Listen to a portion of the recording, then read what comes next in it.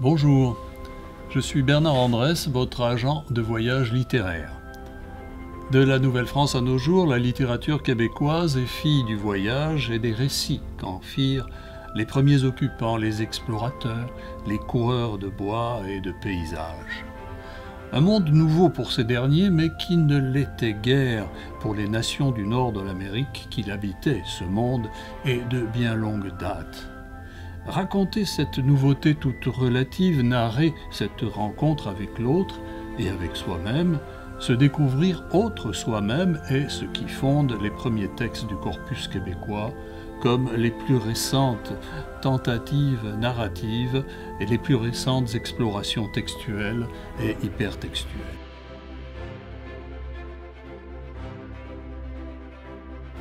Pour nous accompagner dans ce périple, nous ferons appel à l'Atlas littéraire du Québec, publié chez Fides en 2020. Cet ouvrage de référence regroupe une centaine de spécialistes dont certains ont accepté de se livrer ici à l'exercice de l'entrevue. De l'une à l'autre de ces rencontres avec des spécialistes, au gré de ces dialogues sur le roman, la poésie, l'essai, le théâtre et toute autre forme d'écriture, on voyagera en bonne compagnie du XVIIe siècle au XXIe siècle, sur les ailes de l'Association internationale des études québécoises. Bon vent et bon voyage.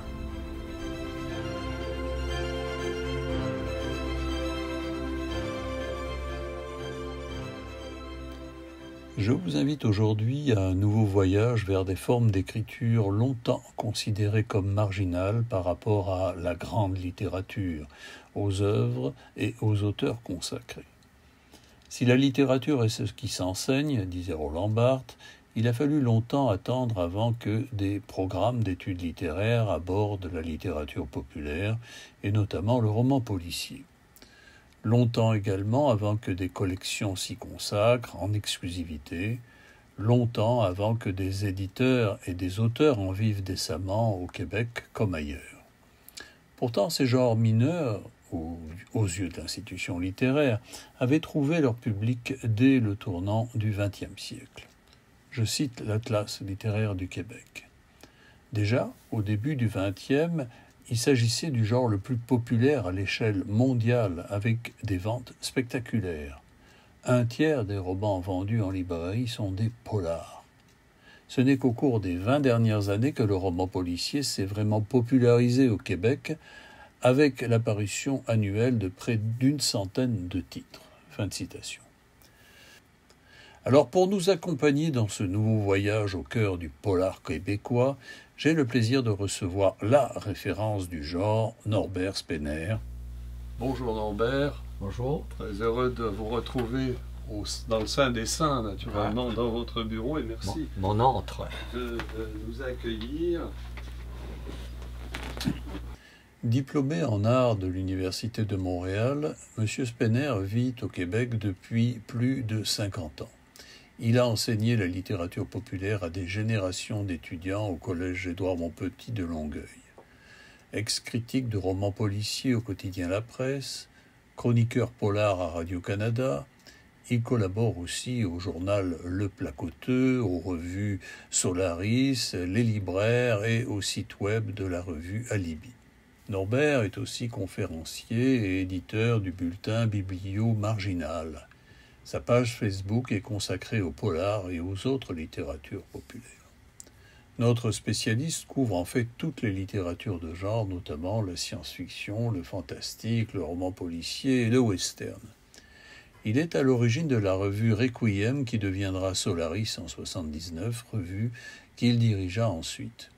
C'est la plus ancienne des revues de science-fiction francophones. Elle lui vaudra d'ailleurs le titre de père de la science-fiction québécoise. Il dirigera aussi aux éditions du Préambule des collections prisées par les lecteurs comme Chroniques du futur, Chroniques de l'au-delà, Paralittérature, etc. C'est ainsi qu'il fera connaître toute une génération d'écrivains et d'écrivaines dont il nous parlera bientôt. On le retrouve aussi dans la collection Études littéraires chez Nuit Blanche, où il publia les essais des premiers spécialistes de ces genres, dont Paul Bleton, Julia Bettinotti et Pascal Noisé. Le tout dernier opus de Norbert Spener s'intitule « Le roman policier en Amérique française 2011-2020 ». Mais je parle trop et je vous renvoie à sa page Wikipédia pour plus de renseignements sur sa carrière et ses engagements éditoriaux, ainsi que sur ses travaux bibliographiques. Bonjour donc Norbert, c'est vous qu'on veut entendre aujourd'hui. À vous la parole et je commence par la question piège, qu'entend-on par littérature populaire? Alors, a priori, c'est de la littérature de divertissement, de la littérature de grande consommation. Et comme elle se démarque de ce qu'on appelle l'institution littéraire ou des fois ce qu'on appelle la littérature blanche, on lui a donné toutes sortes de noms. Littérature populaire, paralittérature, et à un moment donné, le terme paralittérature paraissant péjoratif quand les genres ont commencé à gagner en popularité, à être étudiés dans les universités, on a inventé le terme littérature dite de genre. Je ne sais pas trop ce que ça veut dire, mais bon, c'est le terme usuel maintenant, alors on fait avec. On l'a aussi à une époque appelé mauvais genre. C'est dire le mépris de l'institution pour... qu'est-ce que c'est que la littérature populaire? C'est différents genres de littérature, enfin, différents types de littérature. À commencer par le roman policier et d'espionnage, la science-fiction, le fantastique, la fantasy, qu'on a récupéré sous le chapeau de littérature de l'imaginaire, ça fait plus sérieux ça. Le roman d'amour, évidemment, avec l'érotisme et en allant jusqu'à la pornographie pour certaines collections, le roman historique, le récit de guerre. Deux genres d'ailleurs qui posent problème parce que autant le roman historique que le récit de guerre chevauchent la littérature dite blanche et les littératures populaires. Donc c'est un ensemble très varié mais qui a une chose en commun, c'est qu'on l'a toujours opposé à la grande littérature. Et ça pour différentes raisons. Bon, c'est soit l'institution littéraire, l'université, c'est soit les préjugés personnels des gens, et c'est aussi souvent l'incompétence je dirais l'incompétence ou l'insouciance des libraires. Quand j'ai préparé le premier tome du roman policier en Amérique française, je me suis promené dans beaucoup de bibliothèques et de librairies pour repérer des titres parce que on n'a pas au Québec, malheureusement, on n'a pas l'obligation du droit du dépôt légal avant 1968. Donc avant, il faut se débrouiller. Alors je me promenais dans les librairies et un jour je tombe, je rentre dans une grande librairie de Montréal et je passe, on me promenait dans les allées devant la rubrique occultisme et je vois un titre, Luna de Lionel Noël, que j'ai lu et qui est un roman d'espionnage. Je me dis mais qu'est-ce que ça fait ici? Alors je me dis ah bah oui, la couverture un peu bizarre, le titre et aucune étiquette parce que les éditeurs se refusaient à mettre les étiquettes polar, roman d'espionnage. Alors je vois un commis et je lui dis écoute, ce livre-là c'est un orphelin, si tu le mets ici tu ne le vendras jamais parce que c'est un roman d'espionnage. Alors il dit oui, je vais le changer de place. 2 heures après je suis revenu, il était toujours à la même place, visiblement ils sont fichés. Il y a des auteurs qui refusaient à l'époque d'être catalogués. Et c'est le cas par exemple d'un best-seller de Pierre Billon, L'Enfant du 5e Nord, qui était paru en 1982. Et Pierre Billon, qui pourtant traduisait des livres de science-fiction américains pour une collection française, a refusé l'étiquette science-fiction. Il voulait que ça soit sur les rayons de la littérature générale. Bon. Savoie, quand il a écrit ses premiers romans policiers, n'acceptait pas le fait, enfin acceptait pas, disait toujours mais non, j'ai pas écrit de roman policier. Alors Christine Brouillette et moi on lui a expliqué que vu qu'il avait un enquêteur qui enquêtait sur un crime, ça s'appelait un polar, ça s'appelait un roman policier. Finalement il a accepté l'idée, il l'a tellement accepté qu'il en a écrit d'autres. Bon. Alors ça donne un peu une idée de contre quoi se battaient les auteurs pendant longtemps. C'est à partir du moment où c'est devenu très populaire et que ça s'est vendu que tout d'un coup les éditeurs ont dit ah ben peut-être qu'on devrait embarquer là-dedans, que les mentalités ont changé. Les mentalités ont changé et il y a une certaine forme d'opposition qui a disparu. Il y a encore des préjugés qui existent, mais ça, bon ben, c'est humain. Hein, Alors, Norbert, une fois cerné le cas général de la littérature populaire et de son statut dans les institutions, dans la librairie, on va peut-être resserrer le propos pour se concentrer sur le roman policier proprement dit. Jusqu'où peut-on remonter dans le temps? Peut-on imaginer une archéologie du genre au Québec? À partir de quel moment s'est-on intéressé au crime, à l'enquête, puisque ce sont les deux éléments qui semblent définir le genre littéraire? Il y a une espèce de date charnière qui est 1837. C'est-à-dire que ce que vous appelez l'archéologie du genre, on pourrait la situer en gros entre 1837 et 1922, 1925. Alors à ce moment-là, il y a deux types de récits. Alors il y a des récits qu'on pourrait appeler criminels, parce que sans être, évidemment, l'expression roman policier n'existe pas à ce moment-là. Il faudra attendre assez longtemps avant qu'on la voie apparaître. Alors c'est des récits dans lesquels il y a des crimes, ce que Michel Laure, dans une étude, a appelé la période gothique, hein, les romans, des romans où il y a du mystère, des romans où il y a des énigmes et évidemment un crime. L'exemple parfait, c'est l'influence d'un livre de Philippe Aubert de Gaspé, fils, oui. Dans lesquels il y a tous ces ingrédients-là. Oui. Mais il y a d'autres auteurs comme, par exemple, François Réalanger, Hector Berthelot, et qui s'inspirent des feuilletons français, qui s'inspirent des personnages comme Rouletabille, les feuilletons de Ponson du Terrail, etc. Et il y a des feuilletons policiers qui s'appelle le feuilleton policier oui. Tel quel. Par exemple, avec un auteur très polyvalent qui s'appelle Alexandre Huot. Alors, Alexandre Huot a écrit des récits criminels, il a écrit des romans d'aventure. D'ailleurs, on l'appelait le Alexandre Dumas québécois.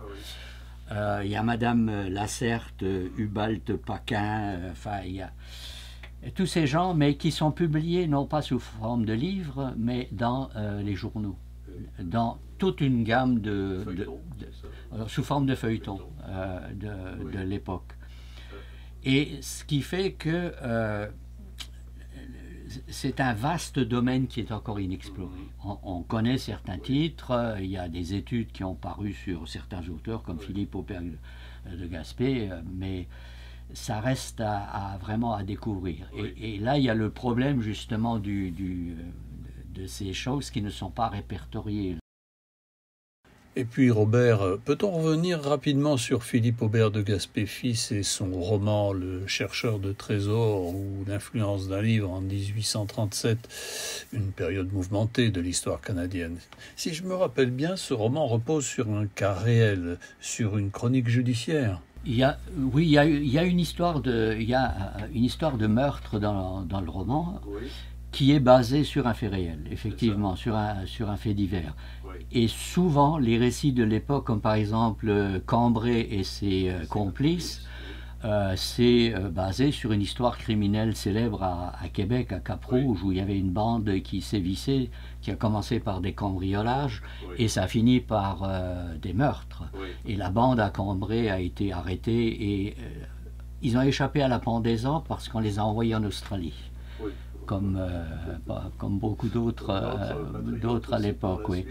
Donc il y avait des feuilletons entièrement fictifs, où il y avait l'influence française. D'ailleurs, il y a un problème là qui est intéressant pour les chercheurs. Il y a nombre de ces auteurs de l'époque dont on ignore s'ils étaient québécois ou français. Parce qu'il y a eu beaucoup de Français qui sont venus ici, qui ont publié ici, qui sont restés quelques années, puis qui sont repartis. Et là-dedans, il faut faire la part des choses. Alors on attribue parfois faussement des titres à des auteurs québécois qui en fait sont des auteurs français. Oui, on pourrait gloser longtemps sur la citoyenneté de l'écrivain. Au bout de combien d'années au Québec, après quel nombre de contributions littéraires devient-on un auteur québécois? Vous en êtes un exemple, j'en suis un moi-même. Mais revenons à Philippe Aubert de Gaspé. L'intérêt qu'il présente, c'est qu'il était un peu délinquant, Philippe Aubert de Gaspé, fils, tout comme son père d'ailleurs plus tard. On dit même que son père, Philippe Aubert de Gaspé père, aurait contribué au roman de son fils. Alors ce qui est intéressant, c'est que Philippe Aubert de Gaspé père va devenir un grand classique de la littérature québécoise, alors que le fils restera un peu dans l'ombre, n'est-ce pas? Ça a été mal reçu comme roman à l'époque. Oui. D'ailleurs, un membre du clergé a fait une deuxième version qui a été expurgée. Ah oui, mais ça, c'est la longue histoire de la censure. Nous avons dans la même série une entrevue complète avec Pierre Hébert sur ces questions-là. Mais je vous ai interrompu. Reprenons. Donc, vous étiez en train de nous parler de tous ces romanciers du 19e qui ont transité par le feuilleton. Ce n'était pas propre au Québec. La plupart des écrivains français sont passés par là, eux aussi. Ce qui est intéressant à noter, c'est qu'il y avait un public au Québec pour ce genre de publication, disons, criminelle aux yeux de l'Église. Vous avez aussi parlé, Robert, du roman historique dans cette série d'ouvrages populaires. On y croise aussi des histoires de crimes et d'enquêtes. Alors, quelle distinction établir entre le roman policier et le roman d'aventure? Oui.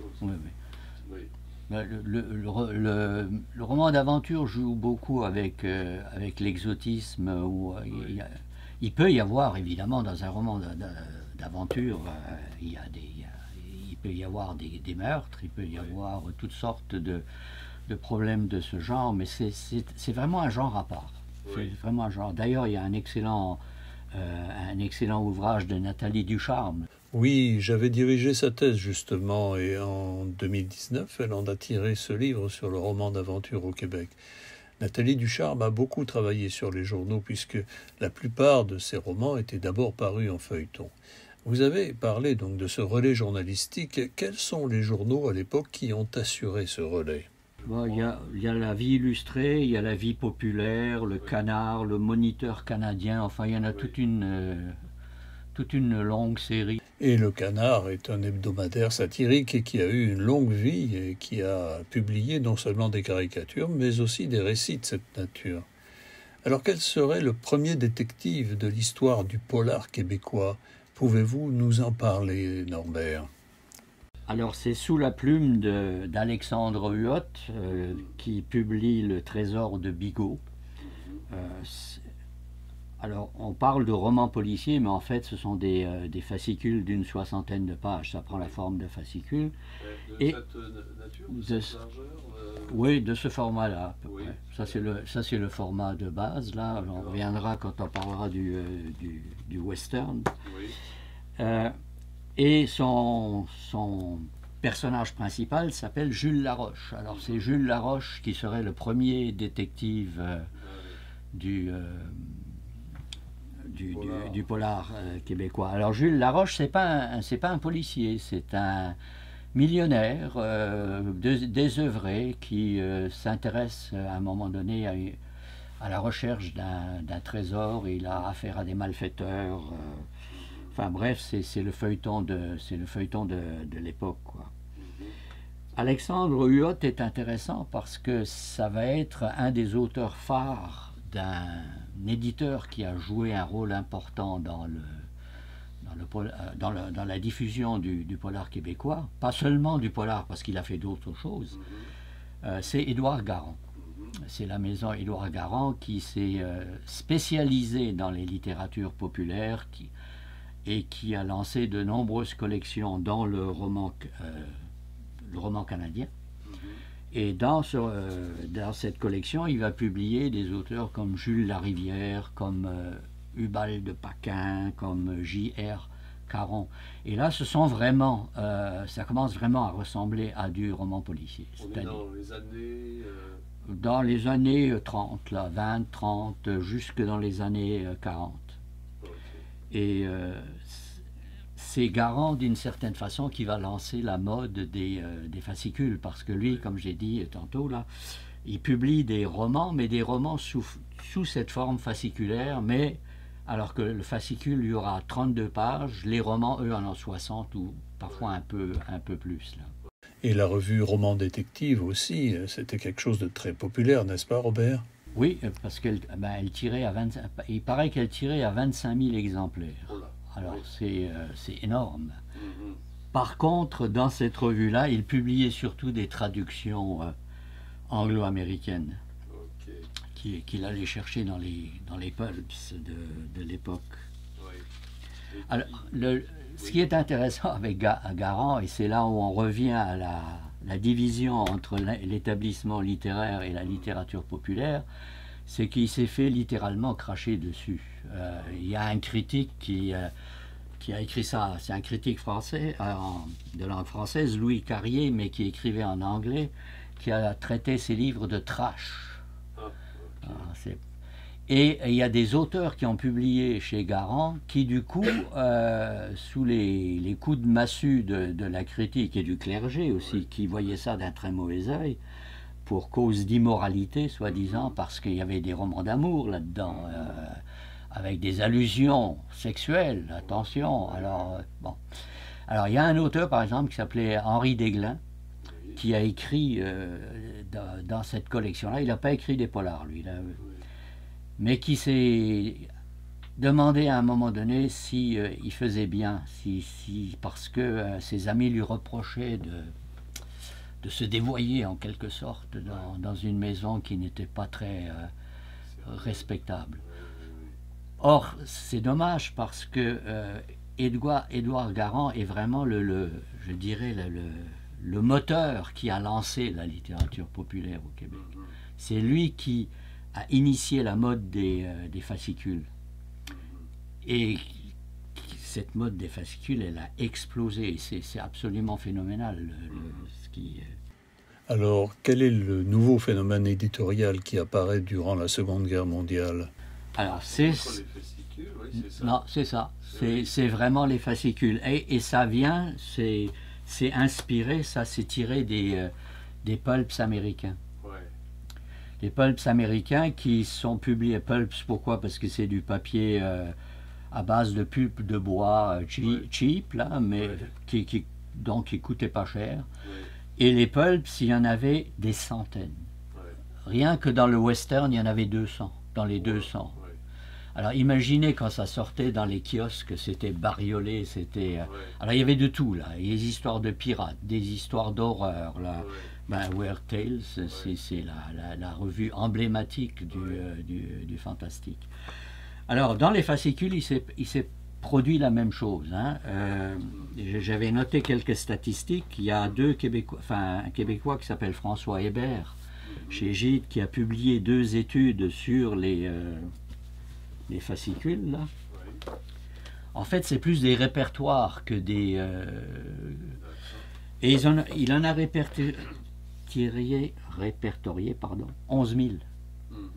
Et c'est pas complet, parce que là se pose le problème de nouveau du dépôt légal. C'est vraiment une quête auprès des collectionneurs, dans les greniers, auprès des particuliers, etc., ou dans les bibliothèques qui en a.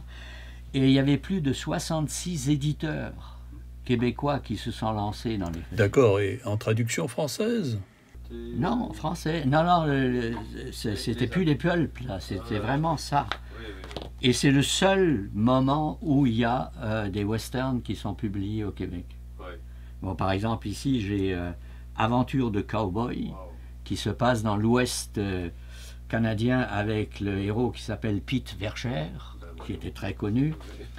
Et il y a un magazine. Alors là, on sort du format Pulps, mais c'est la même époque, c'est 15 sous, là. Ça s'appelle Mon Magazine Aventure, dans lequel on publiait aussi des westerns. Mais c'était plus souvent des traductions de l'américain, ou alors des auteurs français, comme Bono, par exemple, qui en a publié plusieurs. Alors, l'éditeur principal de fascicules, c'est Photojournal, qui en a publié de tous les genres. Alors, ça va du roman sentimental au polar, en passant par même par la science-fiction. Par exemple, on a les aventures futuristes de deux savants canadiens-français qui sont publiés par cette maison-là. Et c'est alors l'apparition de notre agent X13. C'est alors le fascicule le plus populaire de tous, celui dont on se souvient encore, et probablement à cause du film qui sort en 72 de Jacques Godbout, qui est une comédie musicale hilarante. N'empêche que X13, c'est d'abord le fascicule dont on a publié le plus grand nombre. C'est sorti en 3 séries distinctes, si ma mémoire est bonne, qui ont été écrits par Pierre Sorel, qui est le pseudonyme de Pierre Desnieux, et qui raconte donc les aventures de l'espion canadien-français X13. C'est aussi un des rares moments où on a des récits d'espionnage, parce que dans le polar québécois en général, y compris à notre époque, c'est pas un genre très prisé, hein, mais des espions dans les fascicules, il y en avait, et il y avait surtout des espionnes aussi. La belle aventurière Cécile, etc. Alors c'était très très très populaire ça. Et là aussi, il y avait ce problème. Bon, je donne un exemple. Il paraît que quand un adolescent était surpris à l'école par un professeur à lire du X13 ou un fascicule, il pouvait être renvoyé de l'école.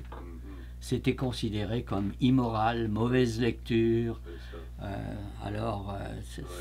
On vit encore dans cette espèce de carcan. On est dans les années... Dans les années de 40 à 60, jusqu'à peu près 70 pour certains fascicules. Donc on est avant la Révolution tranquille. Ouais. Et si je peux me permettre, les fascicules vont disparaître à cause de l'apparition des livres de poche. Surtout les paperbacks américains qui vont faire disparaître les pulps, mais ici ça va être le même phénomène. Et là aussi, il y a toute une recherche à faire parce que la plupart des auteurs de pulps, de fascicules, écrivent sous pseudonyme. Qui se cache derrière ça? J'ai découvert, grâce à sa fille, que Yves Thériault était un des auteurs très prolifiques là-dedans. Donc lesquels institué, reconnu, voilà. Qui s'encanaille, entre guillemets, ou qui simplement arrondit ses fins. Même phénomène qu'aux États-Unis, où les grands auteurs de science-fiction et de polar ont tous fait, enfin, une grande partie ont fait leur preuve, leur début dans les pulps. D'ailleurs, j'avais le Weird Tales, là. Si j'ai ce numéro-là, il y a une bonne raison pour ça, c'est une rareté. C'est qu'au sommaire, il y a Yves Thériault. Sous son nom? Sous son nom. Oui, sous son nom. Évidemment, là, c'est une version anglaise qui est publiée là. Alors, il écrivait pour les pulps américains, il écrivait pour ça, et puis ensuite, il a fait ça. Ah oui, Yves Thériault, c'est quelqu'un qui avait le sens du marketing et l'art de remplir sa copie. On lui reprochait même parfois de mettre beaucoup de dialogues, et il expliquait qu'il était parfois payé à la ligne et que multiplier les dialogues, ça lui permettait effectivement de remplir des pages plus rapidement. Mais c'était du staccanovisme à l'époque. Les pulps, ils écrivaient ça sur un coin de table en l'espace de quelques heures. D'ailleurs, quand vous les lisez aujourd'hui, ça se remarque. Oui, peut-être une question sur le contenu ou sur le contexte idéologique de ces romans d'espionnage. Ça se situe à quelle époque? La guerre froide? C'est avant la guerre froide. C'est contre les nazis. Les deux méchants, c'est les nazis et les Japonais. Évidemment, on est dans les années 40, c'est la Deuxième Guerre mondiale, alors c'est surtout les nazis. D'accord, et ces auteurs écrivent parfois sous pseudonyme. Ils ont comme public principal des adolescents surtout, c'est ça? Oui, mais pas seulement. Je pense que il y avait un public plus vaste, mais la majorité, oui, c'est des adolescents. Alors une fois la censure passée, est-ce que l'ouverture culturelle de la Révolution tranquille a favorisé l'essor du policier et de la littérature populaire? Contrairement à ce qu'on pourrait croire, pas vraiment dans le cas du polar. Ça va être vrai dans le cas de la science-fiction, qui va se développer à partir des années 70. Mais dans le cas du polar, semble-t-il que ce serait dû au fait que bon, d'abord le Québec est en effervescence, le milieu culturel, il y a, il y a la question de l'identité, la recherche de l'identité, la question nationale. Alors, tout ça, c'est sur le devant de la scène. Donc, les gens ne sont pas tellement préoccupés intéressés, disons, par les histoires criminelles. Par contre, on voit apparaître des premières collections faites par des éditeurs qui publient des livres, non plus des fascicules. Oui. Bon. Ceci dit, ces collections, on peut assez facilement les oublier. J'en mentionne deux. Il y a Montréal Mystère, qui est publié par Héritage, où il y a 9 titres, dont Jean Côté et cette mémorable et médiocre série des aventures d'Alenzo le Québécois. Par contre, il y a une tentative littéraire, mais là c'est vraiment de la littérature, et le polar et la littérature, des fois ça marche, ça donne de très bons résultats, des fois c'est assez bizarre. Alors c'est une collection qui s'appelle Le Cadavre Exquis, qui n'a connu d'ailleurs que 4 titres, parce que visiblement ça se vendait pas, et dans lequel apparaissent des auteurs populaires à l'époque, que sont Emmanuel Coq, Yolande Villemer et un dénommé Voukirakis, c'est un pseudonyme de je ne sais pas qui. J'ai lu ces romans-là et j'avoue que j'en ai pas gardé un souvenir impérissable.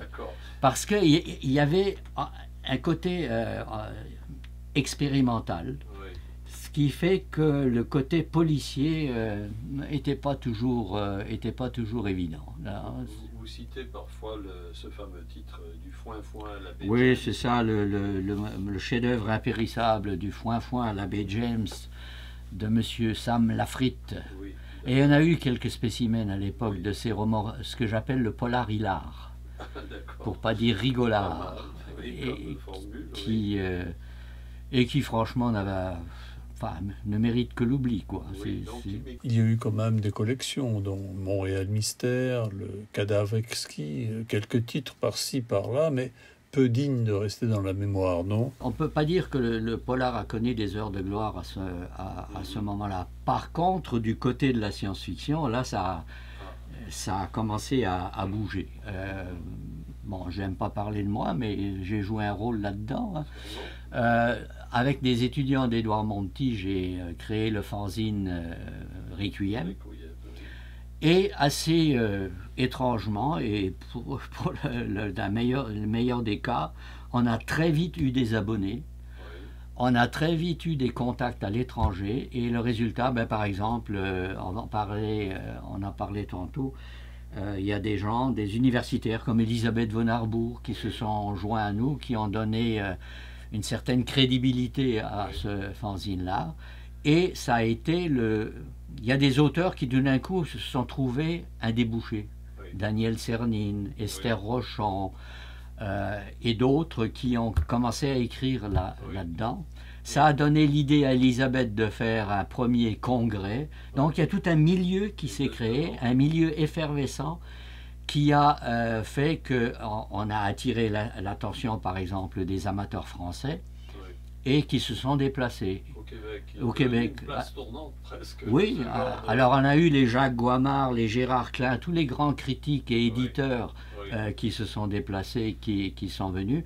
Et c'est vraiment Bon, ensuite il y a eu la revue Imagine et d'autres fanzines. Avec Requiem en 74, Imagine en 79 et le Congrès Boréal. Donc là, on est vraiment dans les grandes ligues avec des auteurs québécois, non? Et même des auteurs américains qui se sont déplacés à un moment donné. Alors le vrai départ du genre et la consolidation de son public se manifesteront un peu plus tard, non? Dans les années 90?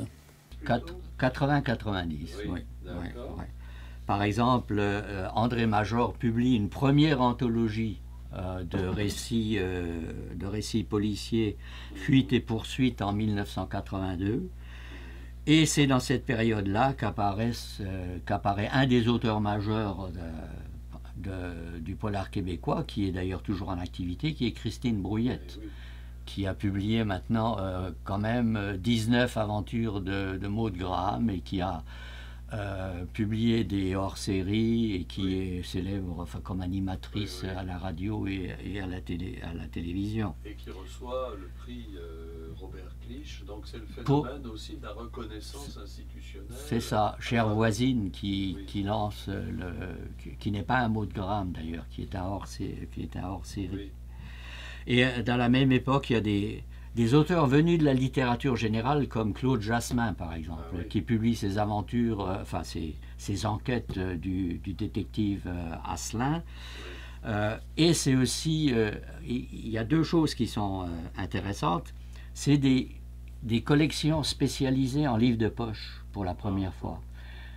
Jean Petitgrou, qui va créer plus tard les éditions à lire, est embauché par Québec-Amérique, et il crée la collection Sextant. Alors Sextant, c'est des livres de poche, et il va faire la preuve que la littérature de genre, puisqu'il publie autant de la science-fiction que du roman policier dans cette collection-là, ça peut fonctionner du point de vue commercial. Parce qu'avant, les éditeurs étaient très réticents. Pardon. Oui. Ce même Jean Petitgrou va créer plus tard les éditions à lire. Oui. Et dans les éditions à lire, là, c'est la même chose. C'est-à-dire, il publie de la science-fiction, il publie de la fantasy, il publie la fantasy qui est le genre qui monte à ce moment-là. Fantasy, petite parenthèse, c'est...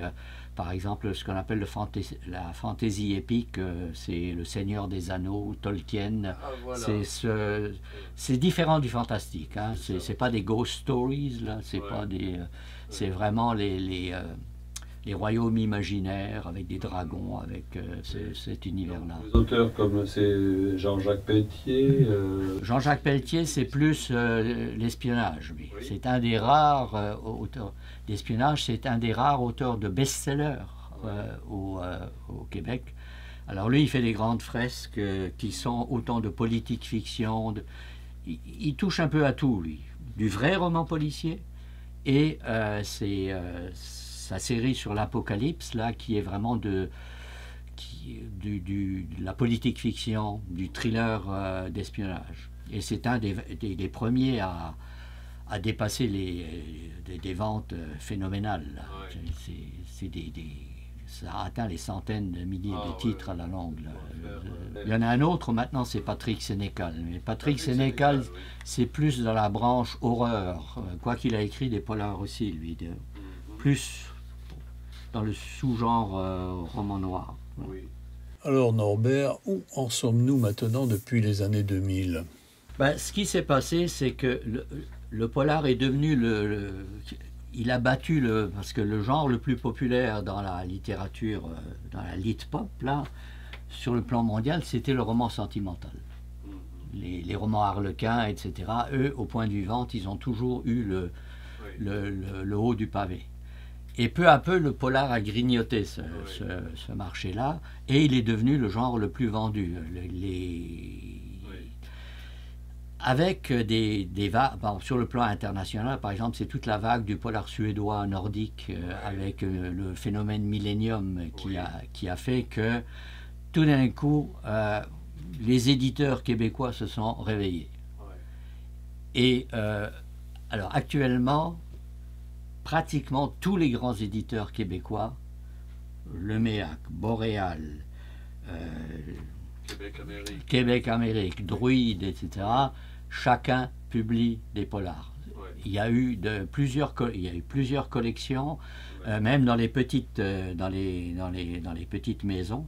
Ouais. Alors, comme vous avez dit au début, le bilan annuel, c'est une centaine de titres. Ouais. Maintenant, il ne faut pas se faire d'illusions quand même. C'est que sur cette centaine de titres, je dirais qu'il y en a une quarantaine qui mérite une place dans la bibliothèque parce qu'il y a beaucoup d'auto-éditions, il y a beaucoup de comptes d'auteurs, et malheureusement, il y a aussi beaucoup de choses où il y a un potentiel, mais qui n'a jamais été réalisé parce que ces livres-là n'ont pas eu de véritable éditeur. C'est-à-dire que les éditeurs ont flairé le filon et ils ont laissé publier des textes qui auraient pu attendre une meilleure maturation, peut-être, c'est ça? Oui, bah ça, je nommerai pas l'éditeur, mais le problème, c'est que à un certain moment, je ne sais pas si ça existe encore, pour pouvoir être reconnu comme éditeur et pour avoir des subventions, il fallait publier un nombre de titres. Et il y en a un qui a publié en rafale, les livres étaient partout, ils avaient une présentation particulière, une dizaine de titres de romans policiers, que je ne mentionnerai pas parce que il n'y en avait qu'un de valable dans tout ça, et c'était un de Patrick Sénécal qui n'était pas connu à l'époque. Et les autres, il n'y a qu'un seul mot, affreux. Ah, d'accord. Abominable. Il y a quand même eu une soixantaine de séries que vous avez répertoriées, non? Oui, des séries, oh oui, des séries policières maintenant. Il y en a, ça apparaît, ça disparaît. Il y en a qui ont une longévité moindre. Des fois c'est 3 titres, des fois c'est 10. Bon, la série la plus longue, c'est évidemment Christine Brouillette.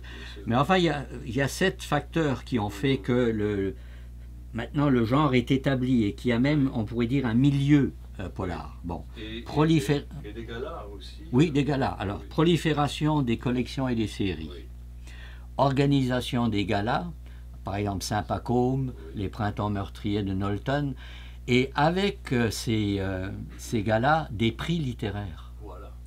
Et les prix littéraires révèlent des auteurs. Ça tente bien sûr des gens, puis là, il y a eu des prix littéraires. Et phénomène tout à fait récent, depuis les 3 dernières années, il y a plusieurs auteurs qui ont traversé l'Atlantique, qui ont été repris par des collections françaises. Bon, il y a André A. Michaud, qui est d'ailleurs venu de la littérature générale au polar, Maureen Martineau, Jean Lemieux, Martin Michaud, Hervé Gagnon, qui sont tous maintenant publiés, par exemple, dans des collections comme 10-18, comme des collections de prestige, chez Rivage.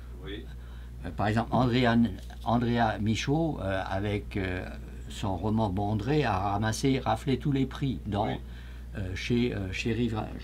Alors il y a 7 facteurs, d'après moi, qui expliquent le succès actuel du polar. Alors la première, évidemment, c'est la prolifération des séries policières. J'en ai répertorié à un moment donné, je pense, une soixantaine entre 2011 et 2020, qui évidemment ont une longévité variable selon l'inspiration, selon les ventes, selon le succès auprès du public. Et en même temps, il y a des collections. Les collections se sont multipliées. La plupart des grands éditeurs, publient maintenant des polars. Que ce soit Québec Amérique, Druide, Hurtebise, même Fides publie des romans policiers, ce qui n'était pas vraiment son créneau au départ. Évidemment, il y a les anciens comme Alire qui continuent à faire ça. Alors ça, c'est nouveau. Et ces éditeurs-là n'hésitent plus à mettre l'étiquette. Voilà. Ce qui fait que dans les librairies, maintenant, on a les romans policiers québécois qui sont au bon endroit. Voilà. Parce qu'avant, on fabriquait des orphelins. On sortait un roman policier, ils se retrouvaient sur la littérature générale, personne ne les voyait. Et donc les auteurs commencent à être connus et reconnus. Vous parliez d'André A. Michaud, par exemple. Mais avant ça, il y a l'autre élément, c'est l'organisation de galas. Oui. Alors l'organisation de galas, où participent les auteurs, où c'est l'occasion pour le public de rencontrer les auteurs, et ça a créé, c'est de l'émulation. Il y a des gens qui sont vraiment tentés, ils voudraient faire la même chose. Alors certains hésitaient, évidemment, il y a une sélection naturelle là, qui va se faire, mais il y a des gens qu'on a rencontrés dans les salons et dans les galas qui ont fini par écrire et qui sont publiés maintenant. Par exemple, un Guillaume Morissette, c'était un fan avant. Ensuite, il y a la publication à l'étranger. Alors, dans la publication à l'étranger, par exemple, il y a André A. Michaud, venu de la littérature générale, qui a raflé tous les prix ici, mais qui a aussi raflé les prix en France. Elle est publiée chez Rivage, avec son avant-dernier roman. Non, il remonte à 2 ans, celui-là, Bondrée. qui est un roman assez d'atmosphère, un roman noir qui se passe à la frontière entre le Québec et les États-Unis. Il y a Maureen Martineau, Jean Lemieux, Martin Michaud, Hervé Gagnon, qui est publié dans les romans polars historiques, sont publiés chez 10-18. Oui. Bon. Mais il y a aussi, et ça c'est nouveau aussi, des polars qui sont traduits maintenant. Qui sont traduits en Allemagne. Roxane Bouchard est traduite en Allemagne, elle est traduite en Angleterre, elle est traduite dans le Canada anglais. Mario Bolduc, qui a écrit d'excellents thrillers, là aussi d'espionnage, qui est traduit au Canada anglais. Oui. Alors ça, ce sont de nouveaux marchés, là. Alors ça, ce sont de nouveaux marchés qui sont parfois adaptés à la télévision. On arrive à ça, oui, l'adaptation à la télé, au cinéma. Alors, une des grandes séries, enfin, qui a eu beaucoup de succès, c'est les enquêtes de Victor Lessard, de Martin Michaud, qui passe à la télévision. On a adapté la série de polar de Johan Seymour. On a de nombreuses adaptations aussi, et même en vidéo et sur Internet, des romans de Patrick Sénécal. On a des adaptations cinématographiques. Les premiers romans de Christine Brouillette ont été adaptés au cinéma. Il y a Jean Lemieux, dans au moins 2 romans, je pense, 2 polars ont été adaptés au cinéma. Donc tout ça, évidemment, ça fait vendre du livre. Il y a aussi Jean-Jacques Pelletier. Ces gens-là peuvent enfin vivre de leur plume, non? Certains commencent à vivre de leur plume. Bon, Alors, au terme de ce panorama, comment trouvez-vous la situation actuelle du polar québécois, Norbert? Excellente à 1 ou 2 bémols près. D'abord, il est varié. C'est-à-dire qu'on a tous les sous-genres sont représentés. C'est-à-dire que le roman d'enquête classique, le roman noir, le thriller, l'espionnage, le roman historique, ils sont tous représentés et ils ont tous leur... des auteurs un peu spécialisés dans ces genres-là. Il a un côté, évidemment, comme c'est du polar québécois, on va se dire en quoi est-il différent des polars français, anglais, etc. Je dirais qu'il séduit, d'après ce qu'on entend outre-Atlantique, où là ils l'ont adopté maintenant. Il y a 2 choses. La première, c'est le côté exotique. Évidemment, c'est le territoire du Québec. D'ailleurs, dans le polar actuel, certains éditeurs mettent l'accent sur les régions. Le polar qui se passe à Montréal, le polar qui se passe à Québec, le polar qui se passe dans les grands espaces, dans les pourvoiries par exemple.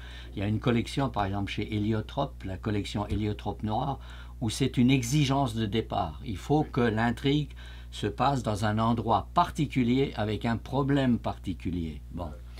Donc ce côté exotique, il séduit. Il y a la langue évidemment. Langue qui pendant un moment a été une barrière, c'est-à-dire que les éditeurs français ne voulaient pas publié de polar québécois, en se disant nos lecteurs comprendront rien parce que le roman noir québécois souvent est écrit en joual ou en langage populaire. On a trouvé des compromis. Dans certains cas, l'éditeur a accepté en jouant sur le côté étranger, exotique.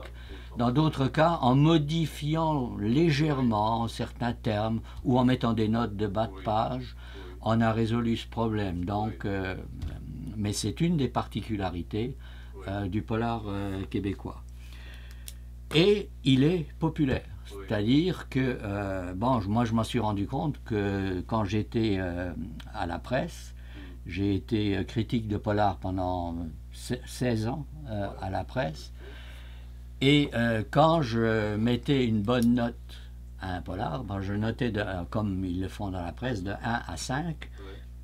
On m'a dit, c'est pas moi qui l'ai inventé, c'est une chose qu'on m'a dit, c'est que si je mettais la note 5, le lundi suivant, le soir venu, il n'y avait plus un exemplaire dans les librairies. Ah, vous avez dû vous faire des amis. Donc, ça... Non, mais aussi, c'était surtout pour souligner l'impact que ça pouvait avoir sur une population quand même très nombreuse, qui est malheureusement, je dirais, assez majoritairement composée de personnes entre 40 et 77 ans.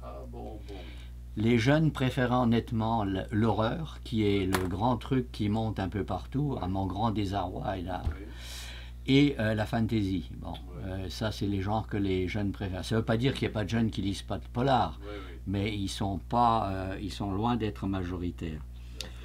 Les bémols, ben, il y en a deux. Le premier, c'est, contrairement à la science-fiction, où là, c'est très dynamique toujours, les galas ont disparu pour le moment. Ouais. Quoique Saint-Paco a souffert de la pandémie, peut-être qu'ils vont reprendre cette année. En tout cas, je le souhaite. Knowlton, qui a disparu, et pour l'instant, il n'y a pas de relève. L'autre bémol, c'est que ce qui a contribué à l'essor du polar, d'après moi aussi, j'aurais pu mettre un 8e item, c'est la critique quand même. Parce que la critique de polar, elle était très dynamique et on avait de très bons critiques. Par exemple, dans Lettres québécoises, il y avait Normand Cazelet qui en faisait 4 ou 5 par numéro, alors qu'actuellement, pour moi, c'est le désastre, Lettres québécoises. C'est un roman présenté sur une page, alors qu'il y en a des dizaines qui paraissent. C'est dommage, on pourrait être plus varié. Alors le nombre de critiques a baissé de façon assez significative. Il y a encore, bon, moi je suis plus à la presse, je le fais sur Facebook, mais c'est pas la même chose. Il y a Michel Belair dans le Devoir, et il y a le Journal de Montréal avec Karine Wilder qui fait du bon travail de ce côté-là. Il y a José Boileau de temps en temps qui en fait, mais c'est occasionnel. Or ça, on a besoin de ça. Tout genre a besoin d'être soutenu par une critique. Alors est-ce que ça va changer ou est-ce que ça va empirer? Je ne le sais pas. Mais en tout cas, au point de vue présence en librairie, il existe, il est bien identifié, ce qui était absolument fondamental. Et les auteurs aussi sont bien identifiés. Oui, et des nouveaux auteurs, il y en a tous les ans. Oui. Il y en a tous les ans. Certains disparaissent au bout de 3 ou 4. Parfois, c'est des one-shots. Ils s'essayent une fois, puis ils ne récidivent pas. Ça dépend évidemment des ventes. Oui. Mais dans le temps, c'était pire, parce que j'ai connu des auteurs qui ont vendu un exemplaire. Par exemple, dans la fameuse période dans les années 60 à 80, là, il y a eu des échecs retentissants. Ce qui n'est plus le cas maintenant. Eh bien, Norbert Spener, au terme de cette enquête palpitante et quasi policière sur le polar québécois, je vous remercie beaucoup pour ce panorama. Merci pour votre esprit de synthèse ainsi que pour la façon dont vous avez analysé ces genres littéraires tout au long de votre carrière. Merci Norbert de continuer à diffuser et à répertorier en érudit ce genre littéraire qui vous tient à cœur. Alors nous sommes très heureux d'avoir pu faire un bout de notre voyage littéraire en votre compagnie, sous votre gouverne, et nous espérons bien vous retrouver sur vos propres réseaux sociaux. Merci. Je vous invite à aller visiter ma page Facebook. Vous aurez droit à d'autres critiques de romans policiers et à quelques histoires de pêche et à des blagues innommables.